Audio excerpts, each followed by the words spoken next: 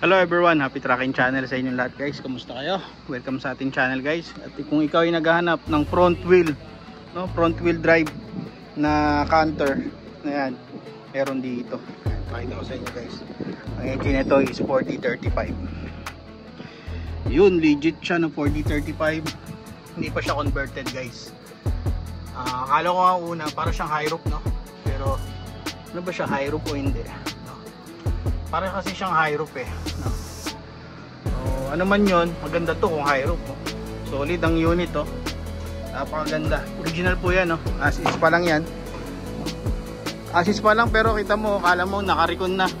Pero original yan na dumating galing sa Japan. Dahil nakikita nyo naman nasa kanan pa yung manubela nya.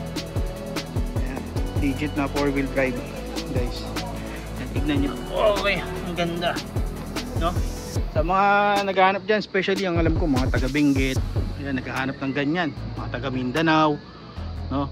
Yung mga mayroong kontrata sa quarry. Ang ganda nito. High-sided na kasi siya guys. Ayan, 4D35.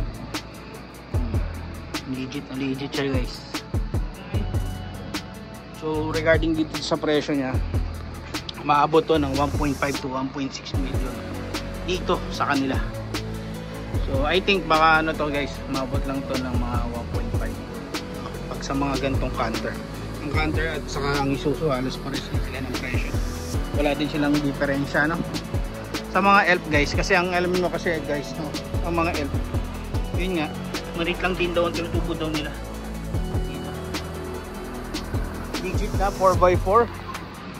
So 4D35 na Japan surplus na truck. Dito yan sa Subic guys.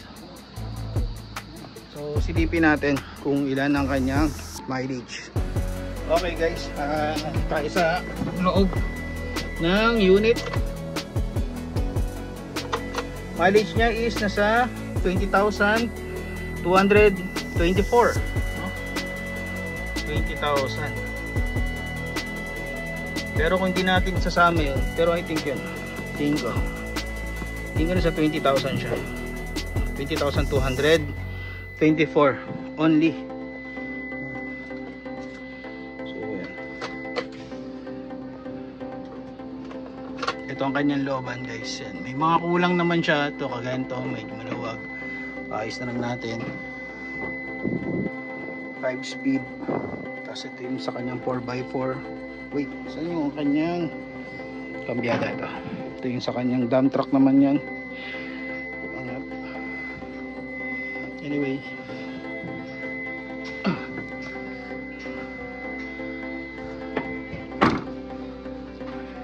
para sa mga magtatanong ulit dito sa unit, ayan, PM na lang kayo guys. Gusto nyong puntahan, assist pa lang to, nasa kanan pa yung manibela. So yun lang guys, happy tracking channel everyone. Thank you, bye bye and God bless.